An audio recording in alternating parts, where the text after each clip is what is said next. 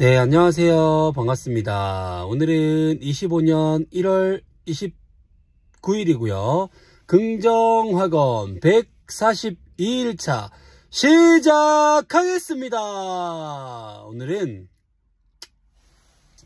헤드헌팅이라는 직업에 대해서 여러분들과 한번 헤드헌팅이라는 직업을 알게 되면서 배웠던 부분에 대해 여러분들과 한번 공유 드려보도록 하겠습니다. 저는 드라마를 잘 보지는 않지만 이런 긴 연휴가 되면 딱 한 드라마를 정해서 정주행하는 편이거든요.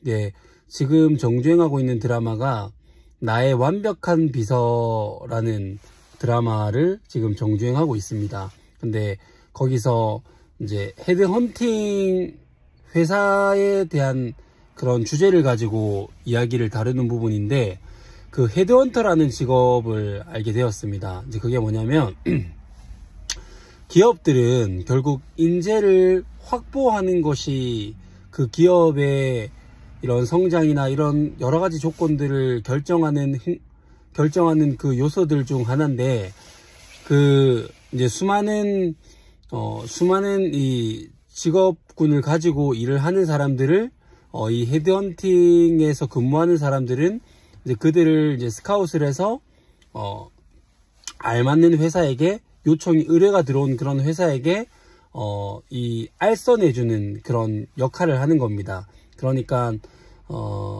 이제 알선해준다. 본인한테 알맞는 그런 회사를 연결시켜주고 재배치함으로써 서로 윈윈할 수 있는 이제 그런 역할을 하는 건데, 거기에서 한 사례가 나옵니다. 그 어떤 아주머니께서 가방 수선, 그러니까 명품 수선을 전문으로 하셨던 그 아주머니가 나오시는데, 37년 동안 하시면서 얼마나 많은 가죽이나 바느질을 하면서 이게 손이 다치고 했겠습니까? 그래서 손이 진짜 엉망진창이 되었는데, 그 이제 헤드헌팅 회사에서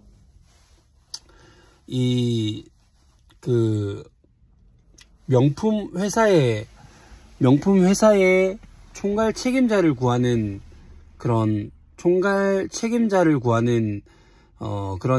그런 사람을 이제 구하다가, 이제 경험이 풍부한 그 가방 수선을 하시는 그 아주머니를 이제 스카웃해서 그 회사, 다른 그 필요로 하는 회사에 이제 소개를 하는 그런 장면이 나오는데, 이제 거기서 어떤 내용이 나오냐면, 자기는 공부를 막 이렇게 열심히 해본 적도 없고, 머리가 똑똑하지도 않고, 뭐 남들처럼 이렇게 스펙이 뛰어나지도 않다라고 얘기를 하면서, 그저 그냥 바느질을 하고, 그 다음에 이거를 뜯고, 붙이고, 이런 일들을 하면서 37년을 보내다 보니까, 이제 그 가운데서 이 가죽이나 이런 명품 가방들을 만졌을 때 이게 진짜인지 가짜인지, 그리고 각 브랜드별로 박음질이 어떻게 되어 있고 어떤 차별점들이 있는지를 경험에 의거해서 알게 된 그런 장인이 나오시거든요. 그래서 그 대사를 보면서 굉장히 저한테는 이 울림이 있더라고요.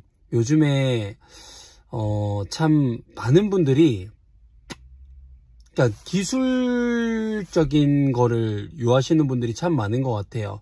뭐 예를 들면 어떻게 하면은 홍보적인 효과를 할 수 있을까요? 뭐 어떻게 하면은 학원생을 빨리 늘릴 수 있을까요? 어떻게 하면은 내가 돈을 벌 수 있을까요? 뭐 이런 전부 다 이제 기술적인 그런 질문들을 많이 하는데, 그러다 보니까 유튜브에서도 그 분들을 겨냥한 그런 강의를 만들고 강연을 하시는 분들이 참 많이 생긴 것 같더라고요. 근데 그 아주머니를 보면서, 물론 기술이나 트렌드나 이런 것도 따라가야 되는 것도 물론 좋지만, 내가 하는 이 분야를 꾸준하고 묵묵하게 끈기 있게 할 수 있는 것이 훨씬 더 어쩌면 중요하지 않나라는 생각을 해봤습니다. 아무리 내가 기술적인 요소를 많이 갖고 있고 뭐 중요한 거를 많이 알고 있어도 내가 그 일을 꾸준하게 지속적으로 하지 못하면 내가 알고 있는 지식은 결국 알고 있는 지식이나 현실 그리고 이론 이런 것들은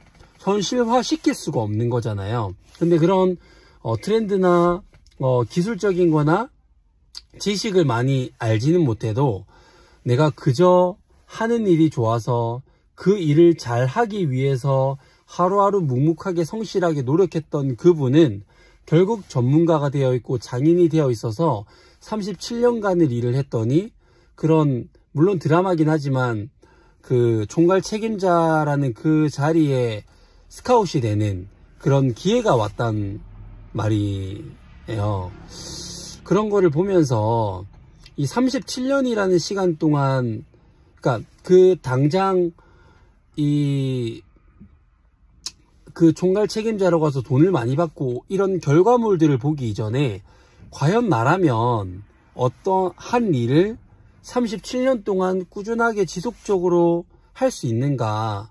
만약에 그거를 할 수만 있다면 사실 그게 어떤 일이 될지라도 어떤 거든 어느 정도의 결과물을 만들어내고 전문가가 될 거라고 저는 믿거든요. 근데 결국은 꾸준하게 하고 끈기 있게 하지 못하기 때문에 기술적인 것만 찾고 빠른 방법만 찾고 이러다 보니까 우리가 원하는 결과물을 만들어내지 못하는 게 아닌가라는 그런 생각을 했습니다. 그래서 그 대사를 보면서 우리가 필요로 하는 것은 그리고 내가 필요로 하는 것은 어떠한 기술이나 트렌드 이런 것도 물론 중요하지만 그저 묵묵하게 현장에서 하루하루 내가 해야 될 일들을 그저 묵묵하게 하다 보면 그게 1년, 2년, 3년, 5년, 10년이 쌓였을 때 내가 그 분야의 전문가가 되고 그를 바탕으로 수많은 사람들에게 영향력을 주고 그를 바탕으로 돈을 벌게 되는 그런 사람이 된다면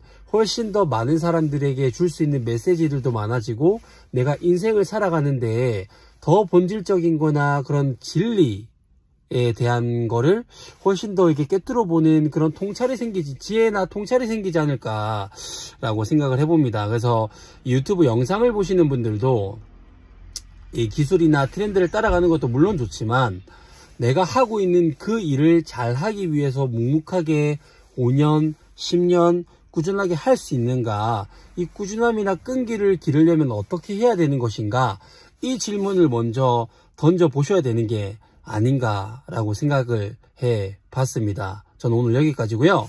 첫 번째, 나는 나 자신을 사랑한다. 두 번째, 나는 내가 좋다. 세 번째, 나는 무한한 잠재 능력을 가지고 있다. 네 번째, 매일매일 성장하고 감사하는 삶을 살아간다. 다섯 번째, 나를 구하는 유일한 길은 세상을 이롭게 하는 것이다. 여섯 번째, 나의 정체성은 연봉 2억 원을 받는 풋살 아카데미 경영자다. 일곱 번째, 창원 풋살 아카데미 선수반 100명 달성했다.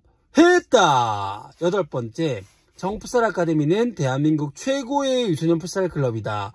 아홉 번째, 창원 풋살 아카데미는 매출 5천만 원을 달성했다. 열 번째, 땅 5,000평 규모의 부동산 가치 100억 원의 규모를 가지고 있는 풋살 브랜드 풋살 이즈 라이프 사업체를 운영하는 사업가가 됐다. 11번째,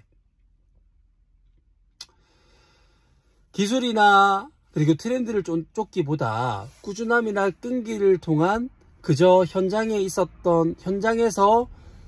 끈질기게 묵묵하게 일을 했더니 그를 바탕으로 그 업의 전문가가 되어서 창원 풋살 아카데미 매출 5천만 원을 달성했고 책을 출간했더니 베스트셀러 작가가 됐고 그를 바탕으로 수많은 사람들에게 영향력을 주는 그런 사람이 됐다. 모든 것이 반드시 다 이루어졌다. 감사합니다.